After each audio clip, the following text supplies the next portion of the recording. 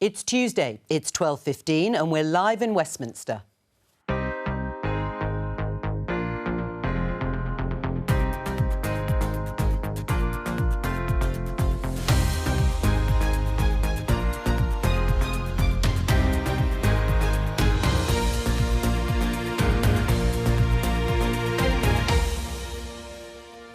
Joining me today, former Communities Secretary Robert Jenrick, Shadow Business Minister Seema Malhotra, the director of the left-wing think tank Class, Ellie Mae O'Hagan, and the National Chair of Conservative Young Women, Ella Robertson-Mackay.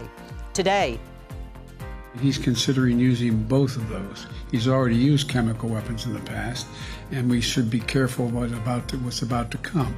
Is it time to ratchet up sanctions on Putin before he uses chemical weapons? On the 1st of April, people are going to feel a fiscal punch in the face. The Chancellor under pressure over that looming national insurance rise. Should refugees living in the UK be able to work?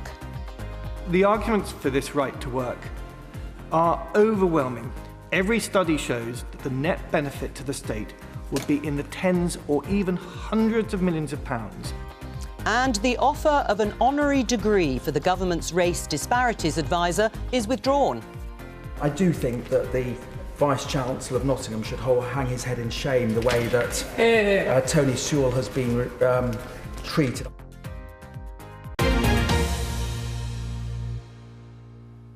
You heard the US President Joe Biden there in the headlines, warning about clear signs that Vladimir Putin is considering using chemical and biological weapons in Ukraine. It's a critical week for diplomacy as Joe Biden heads to Europe for a special NATO summit aimed at diffusing the conflict in Ukraine. But my question to the panel to start off the programme is, should the West preempt further atrocities by Russia by ratcheting up the pressure and introducing further sanctions? Or should they wait and see whether the sanctions that exist currently work? Robert? Yes, I think they should do. We already are essentially ratcheting up almost day by day the sanctions regime and, most importantly and effectively, providing as much defensive weaponry as we can to the Ukrainian military. But I think there's a realistic chance that Putin will use chemical weapons. He has form on this. He used them to devastating effect in Syria. And so it wouldn't surprise me that he did that. So we need to keep making the cost to him greater.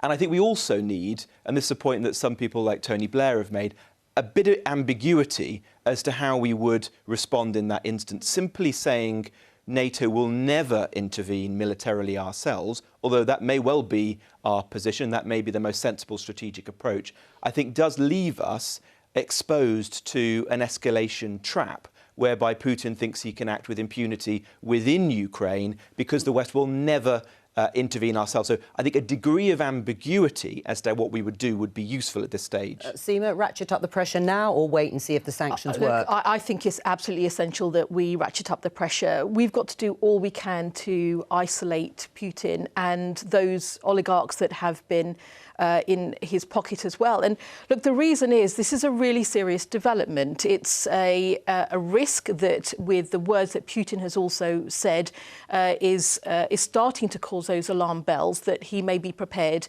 to use chemical weapons. And he has form even using chemical weapons on British soil. And I think what's really important is that we have an increased step up of the coalition of the international community, those countries that also may have remained neutral up until now. No one will want to see a rise in use of chemical weapons. Look, there are even rules of war, and Putin is breaking those rules day by day. We need to make sure this doesn't get worse, but also step up diplomatic efforts, make sure that there is a step up in tackling dirty money that's circulating around the world, but also to make sure that there is that protection where possible for the Ukrainian people. I mean, some people feel a red line has already been crossed with the atrocities that have already been committed in cities like Mariupol in Ukraine. A red line was crossed in Syria, and yet the West wasn't able to retaliate in the way that they had pledged they would when President Obama was the US president. So what would be your stance now, Ellie? Well, you know, there's a saying that your mouth shouldn't write cheques that your butt can't cash. And I think that Biden has to be very careful with what he's saying right now in terms of not making threats to Putin that risk escalating the situation. Because actually, you know, Putin is an increasingly isolated person who I feel is quite out of touch with reality, and I think has made a massive miscalculation in this situation. So I think that an escalation of any kind could have catastrophic consequences. And what we need now is for somebody to be the adult in the room and actually work towards a diplomatic resolution, because that is the only way that we can stop further atrocities without something much worse, much more catastrophic that doesn't even bear thinking about happening. So what I want to see is politicians being careful with rhetoric, not actually putting things out there, making threats or making claims that they wouldn't want to act on if they had the opportunity to act on them. And I think that was a mistake that Obama made in Syria. I think actually what we need now is diplomacy. We need a diplomatic resolution so we can end the fighting and so that the people of Ukraine can have the sovereignty of their country that they want. Ella? I think it's really important that we continue to pursue every diplomatic route available, and I think we should absolutely be working with people like the IOPCW, the institute, you know, who works against chemical weapons internationally in The Hague.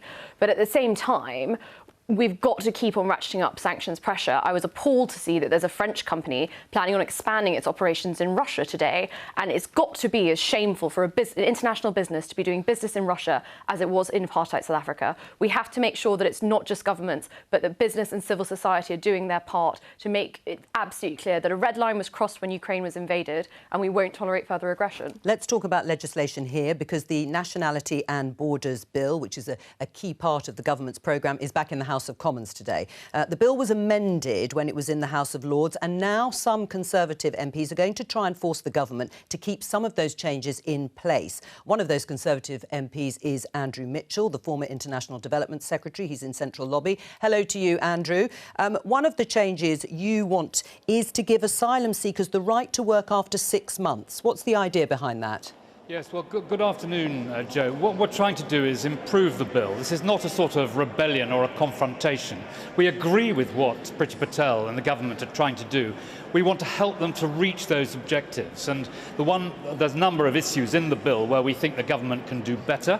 But the one you particularly mention is the amendment that came from the Lords, which said that asylum seekers would now be able to work and earn their living after 6 months rather than after 12 months if their claim has not been properly processed by then. And that's good news for the asylum seekers. It's also good news for Britain, because it means the taxpayer will save money, the Treasury will gain extra tax from their work, and many of these people have skills that we need in a tight labour market. Some of them could work in the National Health Service. Quite a lot of them have got HGV licences.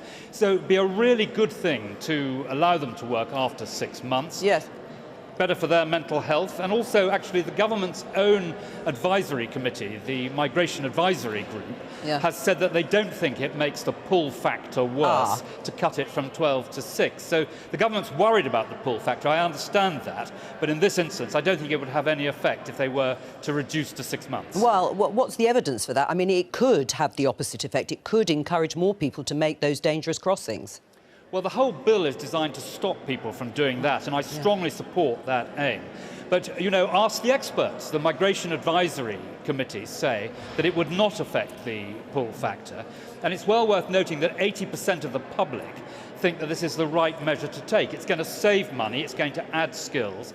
And remember that 75% of all these asylum seekers get permission to stay in Britain as a result of their circumstances once they are properly processed. Right. I mean, you say you're not in conflict with the government, but if I just show you this headline in the Daily Telegraph, Tory rebels, you included, on side of criminals if they vote against immigration bill, say Priti Patel allies. What do you make of that?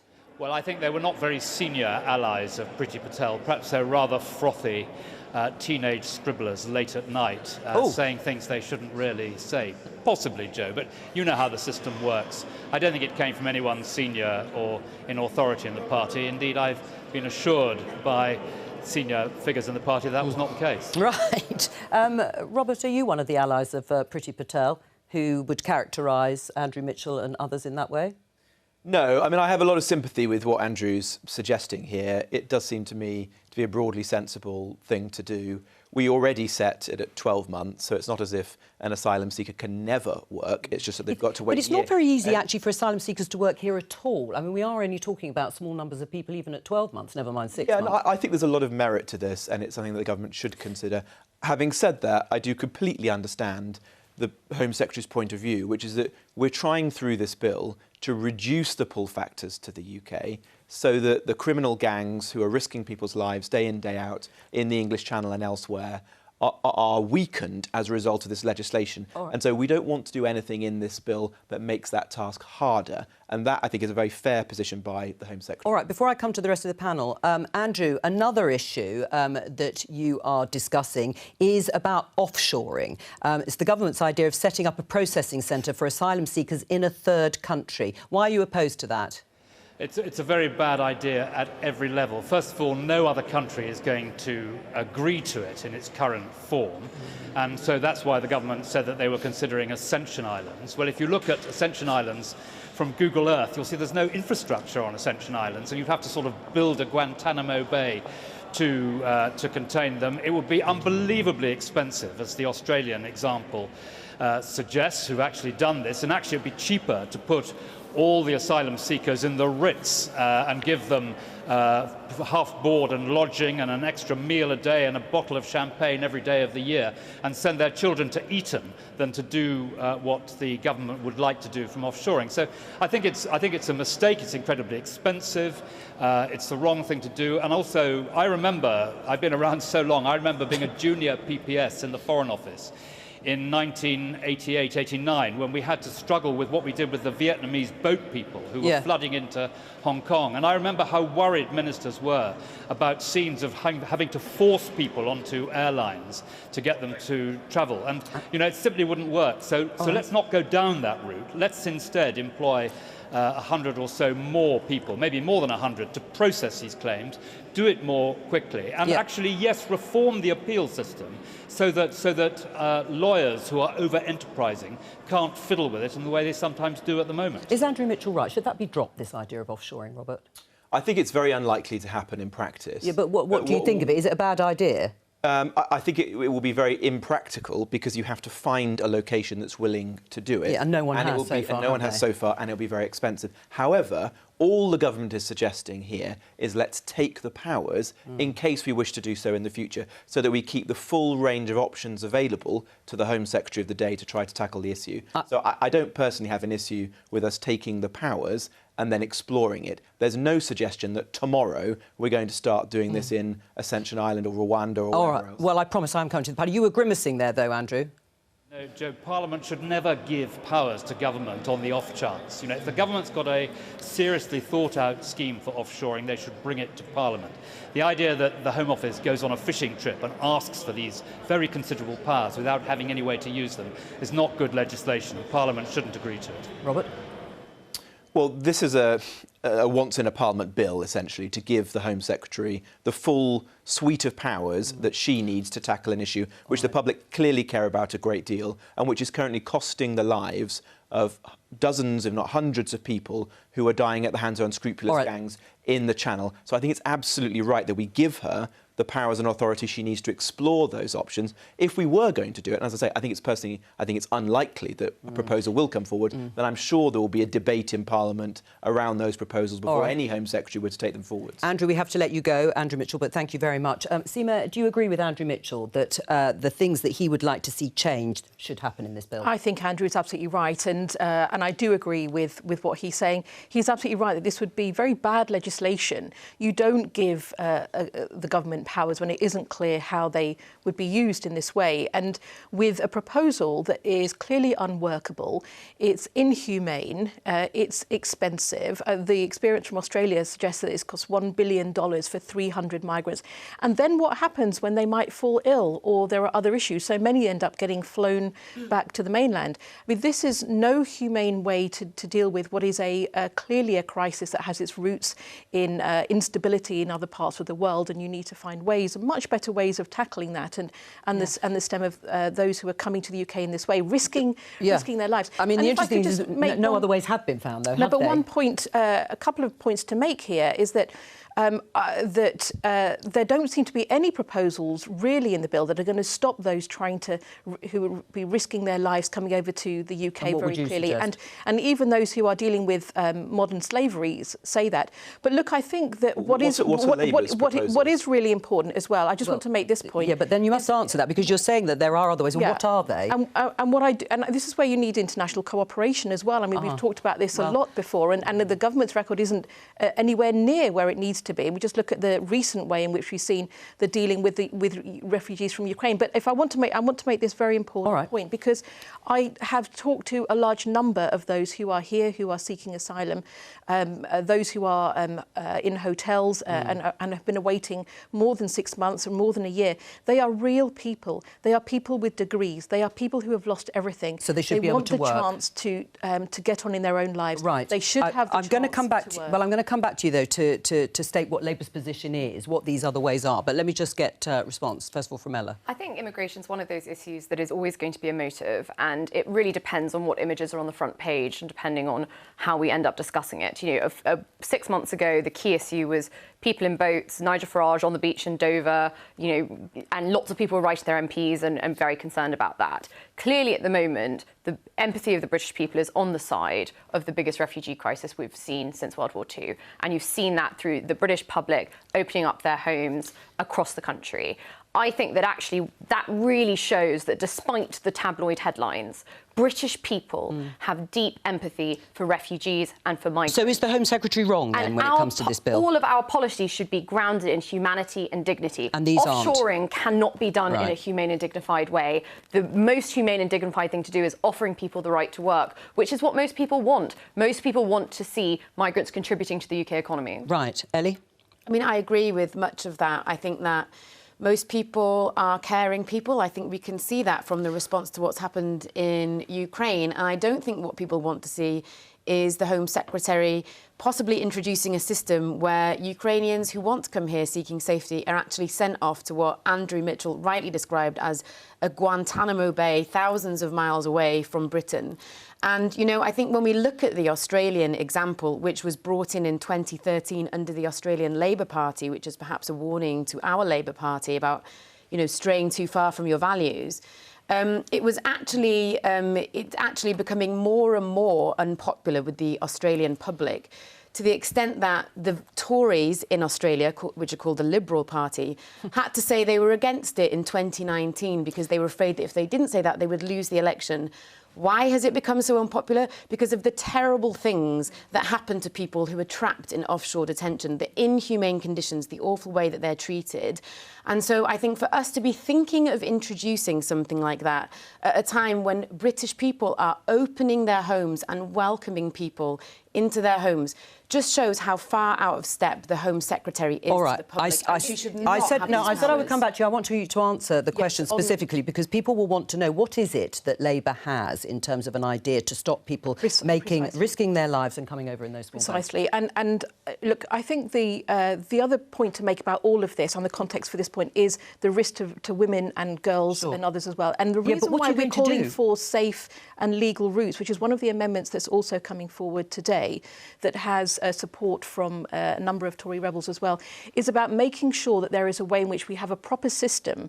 Because one of the reasons there is a system. Hang on a second, but there is a system. You may want to extend it, but there is a system of safe and legal routes, and they could be extended. Is there anything else that Labour is proposing specifically to stop people making that very dangerous crossing? But it is that international cooperation that has to happen. We have seen that broken down far too much, but also the safe and legal routes that people have confidence in, that can allow for international cooperation in what is an international issue as well, is really, really important. And that is part of what's also going to be debated in Parliament today. All right, I don't think anyone is saying that there are easy answers to this problem. That there clearly aren't. But, well, the government's failed, hasn't it, to stop these crossings? You simply can't oppose every attempt to tackle this issue, because you have to put forward an alternative. I'm not hearing any alternative from anyone other than criticism of the Home Secretary. Why are there so many amendments that have come through from the Lords as well? And I think if we talk about what Andrew Mitchell was also saying, there are ways in which this bill has to be improved, and that is also for the safeguarding of those who are seeking refuge somewhere in the world. Final word? Well, I just think that the Labour Party on this issue are opposing this without any alternatives. The public clearly care about this. We want safe routes to the UK, which are legal. We don't want to be emboldening criminal gangs to take risk with people's lives in the English Channel, which is precisely what some of the offshoring will actually help encourage. And that's why I don't think that's right. Offshoring has many flaws, but the one thing it would succeed in doing is stopping a pull factor to the UK. I'm not a particular advocate of it, but you can't say it's going to encourage people to cross the channel illegally. It's going to clearly discourage them. All right, unless you've been hiding under a rock over the last few days, you will know that there is a spring statement tomorrow from Rishi Sunak, the Chancellor, to tackle some of the cost of living issues, of which there are many. There's been a lot of talk on Politics Live about the potential for a 5p cut in fuel duty, maybe one of the things that the Chancellor looks at. The Daily Mail thinks he's also considering raising national insurance threshold to help people cope with cost crunch following his £12 billion tax raid. That's, of course, on increasing national insurance contributions by 1.25 percentage points on employees and employers. Let's talk to our business correspondent, Katie Prescott. Katie, can you take us through the numbers exactly on what this would include by raising the point at which you start paying national insurance contributions? So at the moment, in April, national insurance contributions are due to kick in at £9,880. And what economists and commentators are talking about is pushing that threshold up to more in the region of £11,300. And the reason for that is it would increase the number of people who wouldn't have to pay tax contributions, but also cover off median earners, so people earning about £30,000 a year, and stop them having to pay an extra £200 a year in tax. And I think the reason people are talking about this as a potential measure for Rishi Sunak to take in the spring statement is it really targets those lower earners. It targets the people who, as you were talking about, are going to be worst affected by the cost of living crisis that we're seeing at the moment, by inflation that's 5.5%, expected to hit 8% later in the year, the Bank of England thinks. We even heard Justin King, the former boss of Sainsbury's, this morning on the Today programme, saying it could hit in the region of 10%. And so that's the reason, really, to look at this. The Conservative Party doesn't want to completely scrap the idea of raising national insurance contributions, we don't think, but pushing up the threshold would just protect those lower earners a little bit. And the cost of such a move? Well, if we put it up to about £11,300, it would be about £5 billion. That is about a third of the 14 billion that the Chancellor had hoped to raise from this. So a significant chunk, but he could look elsewhere to borrow to fill the hole. I think more commentators, though, are pretty concerned about what inflation does to funding the NHS, and I think that's a really big issue that he's going to have to look at. Katie Prescott, thank you very much. Would you support that, Seema, raising the threshold at which you start paying national insurance contributions? I know you didn't want the tax to go ahead. Well, we don't want the tax to go ahead. And of course, we're going to look at any measures. This is a lot, obviously, that's been speculation in the press. So we have to see what's announced tomorrow. And any measures that can support families and businesses as well are going to be welcome. This is supposed to be a statement, but because of the crisis that we're seeing, with people really struggling to make ends meet, businesses also facing much higher costs, it's turned into a mini budget. It's turned into a budget in all but name.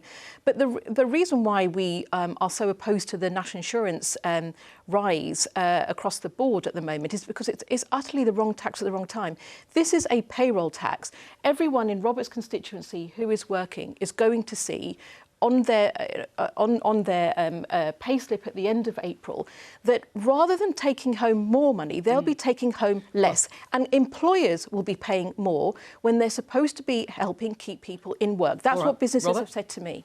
Well, I've advocated postponing the increase in national insurance because I think it's turned out to be an ill-timed tax rise. However, the reason for doing this is to raise money to pay for the backlog in the NHS, which I think we can all agree is absolutely essential. Well, it's really paid for a black hole, isn't it? Because there's going to be no funding coming into social care in this Parliament.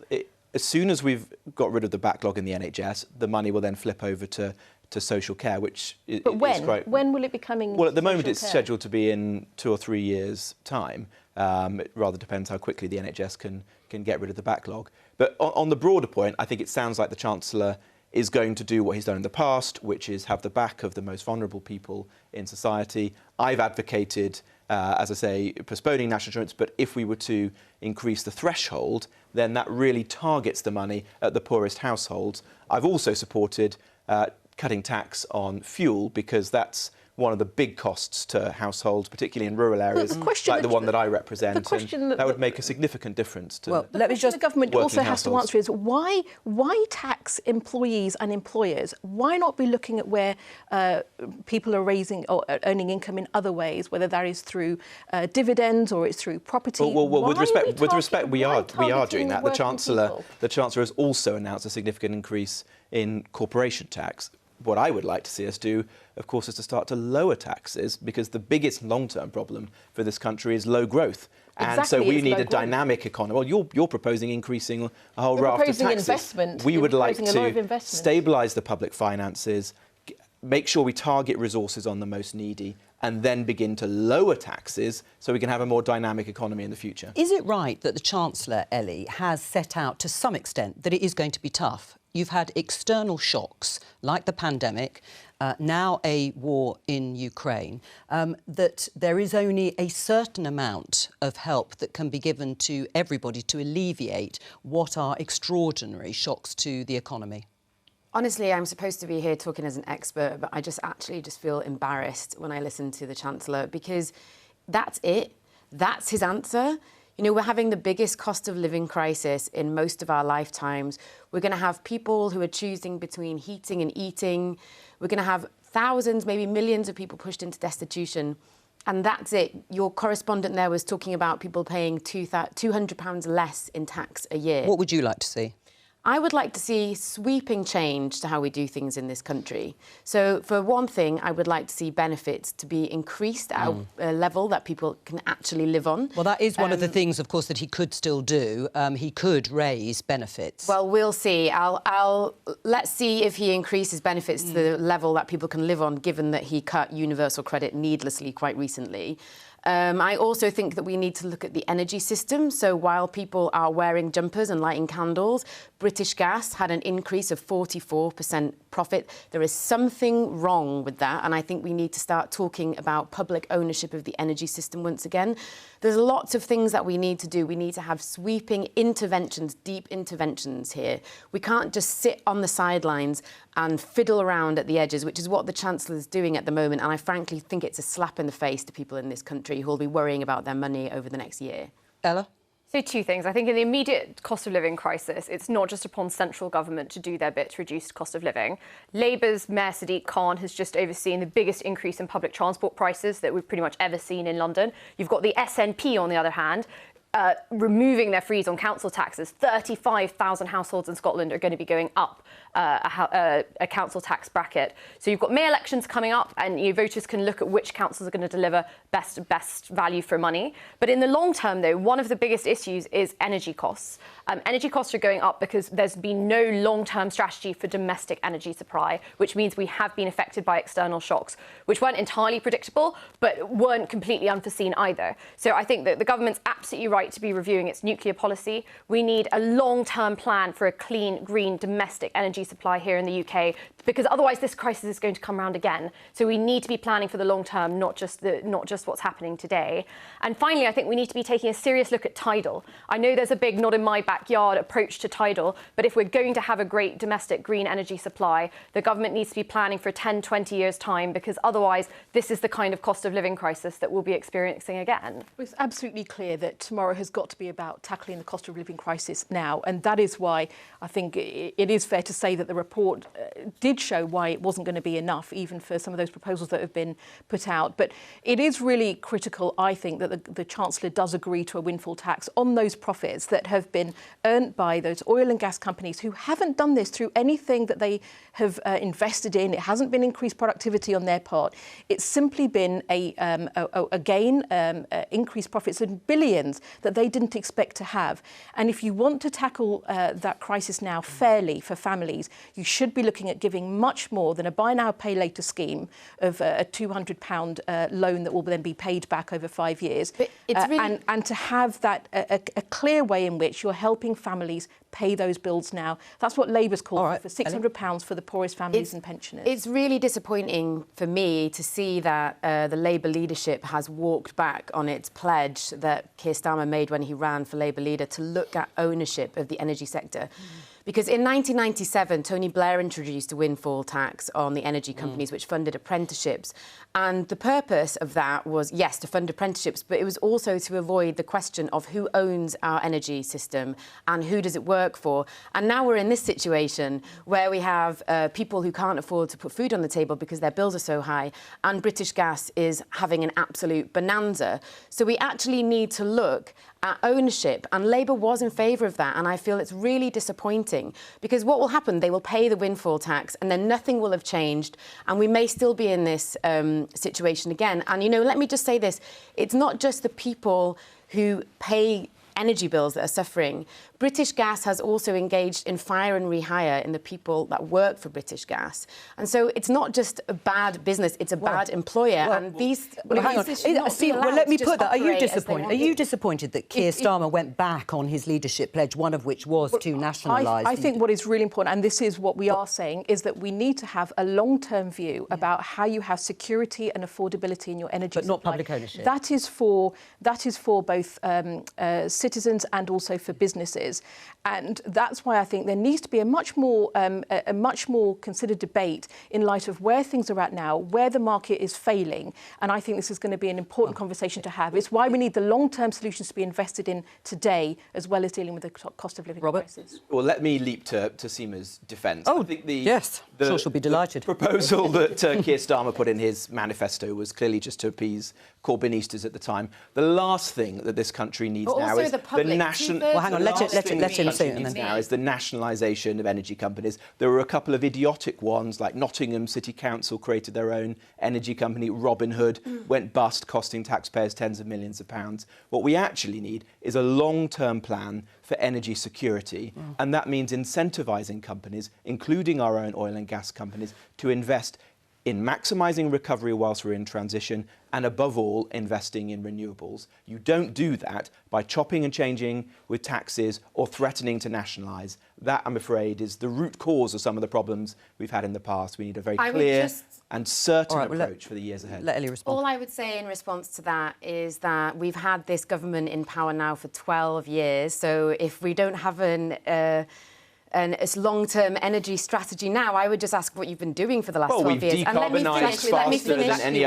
finish. Let me finish. And what I would also say is that I would say this actually not to you, but to the people watching at home. What I would say is if you're somebody at home who is putting on extra jumpers because you can't afford to put your heating on in what is the 6th richest country in the world, I would ask, can my suggestion really be any worse than that? What we have at the moment... Well, let him respond. With respect, you go and say that to the people who live in Nottingham, who tried your well, actually, the majority of the public share. The majority of the public are sensible. As a result of that kind of silly talk far-left policies. What we want is the private sector to be investing in new nuclear, investing in renewables like onshore and offshore wind. But they haven't been. They haven't been. Well, and I think we've led the world in offshore wind. With respect.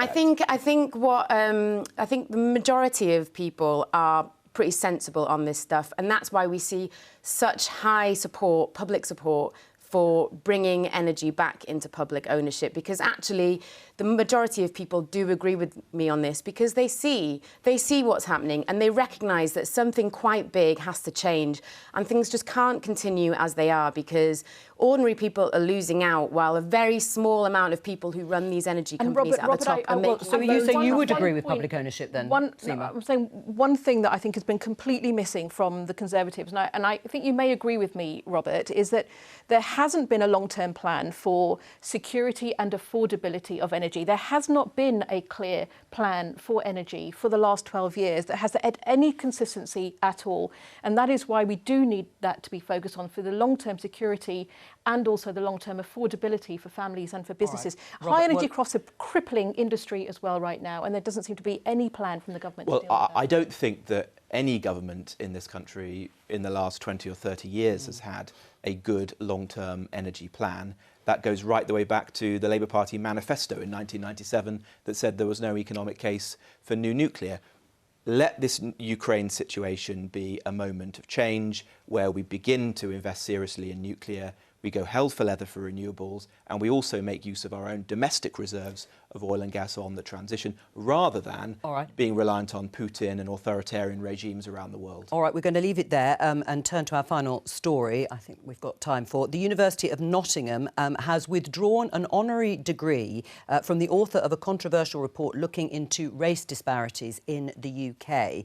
The Commission on Race and Ethnic Disparities was set up in the summer of 2020. We spoke about the response last week. It was in reaction to Black Lives Matter protests. The Commission's chair, Tony Sewell, published their report in March last year, and it found that the UK was no longer institutionally racist and the system wasn't deliberately rigged against ethnic minorities. They were some of the conclusions. Following public criticism of the report's findings, Nottingham University took the decision to remove Tony Sewell's honorary degree because he had become, they said, the subject of political controversy. This has been the reaction from a pretty significant group of Conservative MPs in the Mail. Withdrawal of degree offered to race czar Tony Sewell should be rescinded, say this group of Tory MPs. Ellie, who's right, the Tory MPs or the University of Nottingham? I just think this is a bit of a non-story because actually when you boil it down, the story is Tony Sewell writes report saying government is great. Members of that government are now saying that Tony Sewell is great, which just seems to me, you know, actually... Did he actually say members of the government were great? Well, as in what he said was that there was no such thing as institutional racism in Britain, which is obviously a favourable outcome for the government. And now they want him to be given this sort of honorary degree to show how legitimate he is. Let me finish this point. I think the key question is, actually, is there institutional racism in this country? That's the most important question, not this nonsense. And I think the answer is, well, we can tell you at class, because we've done the research on this, that yes, because institutional racism is an academic term that means that people, if they are ethnic minorities, they find it harder to get a job, they're more harassed by the police. But they that's basically why, have but fewer hang on, opportunities in life. That's why the report... And we've done the research at class, and we can show that actually not only did the majority, many people of colour say that this is their experiences throughout their lives, but also that whether black, white or brown, most people can agree that people of colour do suffer more when it comes to this kind of... Well, hang on, you've dismissed it as nonsense, but actually, as you yourself have said, you've done the research on this. No, Tony Sewell, Tony Sewell would argue that he did. Well, Tony Sewell would argue that he did the research in his report, but there is division over whether those findings were a true reflection of what happened. What's your response? So I think you can disagree with the Sewell report. I think where this is really dangerous, where it starts to turn into Dr. Sewell isn't allowed to say such and such a thing. Like, he is a black man who has lived his life as a black man in the United Kingdom. Now, you might not agree with his politics, but he is entitled to those views as much as anybody else. And what I worry is that this says to the students of the University of Nottingham, regardless of your background, you are supposed to hold a certain type of political view. Now, I think that that's where it's very risky. But to be fair, Dr. Sewell has got a real-life doctorate. He doesn't necessarily need an honorary one. And I would agree with Ellie that there are deeper questions to ask about racism in the UK than potentially this red herring. Do you agree it's a dangerous step being taken by University of Nottingham to make the decision they have? Well, I don't understand the circumstances of this. I think the broad point that you can disagree with the Sewell report is important, and I did disagree with the Sewell report. I do believe that there is institutional racism, and I don't quite understand why Nottingham University have taken this decision. I think it is clearly a matter for the university, but I do think it's important to have a debate about the report on its merits, and that is where we should be focused, and on the issues that are still really, really important for us to address. If there is institutional racism, which I believe there is, the debate has to be how we tackle it. Well, I have to say I'm very sad by this situation. Nottingham is my local MP as a constituency MP, and I know it very well. I think they've got themselves into a terrible mess over it. Universities should be bastions of free speech, intellectual diversity. They should not be places that cancel individuals simply because you disagree with their perfectly legitimately expressed views. What does that mean, cancel? What do you mean by that? They literally cancelled the doctorate. They have literally cancelled this individual's honorary degree. He's done nothing wrong. He's presented an argument which you don't agree with. We've debated it to some extent here. That's exactly what should be happening on university campuses. What impact does him being cancelled have on his career? He's already a very prestigious person who writes for the government. Which has given an honorary degree to the Chinese ambassador. The ambassador, you might recall, defended China's actions against the Uyghurs in an excruciating interview with Andrew Marr. They've given an honorary degree to the ex-Prime Minister of Malaysia who's in jail for embezzlement, and yet they're taking it away from this perfectly legitimate individual who, as you've heard, is highly respected. Of course, this report was controversial. Some people disagreed with it, but that is what universities are for. So the signal this sends out to students is that some views are welcome on campus, others are not, and I think that's very regrettable, and I hope the University of Nottingham changes its mind or apologises to Dr. Sewell, although I rather doubt he cares about this because he's got plenty of other... And that is why it is important to debate, is the issue of the university taking this action. And I should say we asked Nottingham University if they would talk to us on the programme today, but they couldn't put anybody up. Well, I think this debate that we're having right now proves exactly the point that I'm making, that instead of actually talking about the very real and important issue of the racism... But you can do both. But you can do both. But what we're trying to say, and what I haven't got you to answer yet, is it hypocritical of Nottingham University to withdraw this honorary degree given to Tony Sewell on the basis of what he wrote in a report that they may or may not agree with? Doesn't that send a dangerous signal, or does it not? Well, I would argue that perhaps it sends another signal to students at Nottingham University who are people of colour who may have experienced racism, that if somebody like Tony Sewell, who said that essentially this racism doesn't exist, is given a prestigious award, perhaps it communicates to those students... Well, let's be clear, he didn't say racism didn't exist. Institutional racism. Or structural racism, or it wasn't deliberately rigged. Well, what about that point? Well, he didn't say that, no, as you just but described. This is about being on the side of those students at Nottingham University and others. What you're saying is that the university will only tolerate certain types of thought, and that people who take a different view should be cancelled, removed, and and literally an honour taken away from them just because they wrote a report that somebody or other in the university doesn't agree with it. And the fact that the university have done this and yet not been willing to put somebody up on your programme to defend it rather makes the point. Universities should be places that welcome robust debate and diversity of intellectual thought, but the fact that they do this casually and then aren't willing to defend it, too cowardly to defend their view, I think suggests they know they're wrong, but maybe, they wish they hadn't done this, and they should now come forward and apologise. Maybe it's not the case that they don't believe in robust debate, because debate is still possible in universities. Maybe it's because somebody wrote a report for government that essentially drew a lot of anger from a lot of experts and was largely discredited. Maybe they now think that he doesn't deserve an honorary degree. It wasn't discredited. Most people who are experts on race and racism oppose that report. That's what living in a free society is all about, and nowhere should be freer than a university campus in which people should be able to express divergent views, and young people should be able to learn, form their own views. Nobody is saying that divergent views forced upon this them. Is exactly what I'm saying. Should they have rescinded then the degree that they gave to the former Chinese ambassador to the UK who dismissed Uyghur re-education internment camps as fake news? Sure, why not? I think I think what's important about this But they haven't done that. Well, I would be in favour of them doing that, but I think what is important about this situation here is this is exactly what I'm talking about, is what we're seeing right now is scaremongering. So we have, you're saying that views will be cancelled, that people won't be able to debate certain things on campus because this one person hasn't been given an honorary degree. And that's just ridiculous. Nobody is saying that views can't be debated on campus. Students are still welcome to say what they think. But this person wrote a highly controversial report, and the university has made a decision that's well within their right. All right, we haven't got time for any more debate. Thank you to all of my guests. I will be back here tomorrow at 11:15 with a specially extended programme as the Chancellor delivers his spring statement. We'll have full coverage and analysis, so do join me then. From all of us here, bye-bye.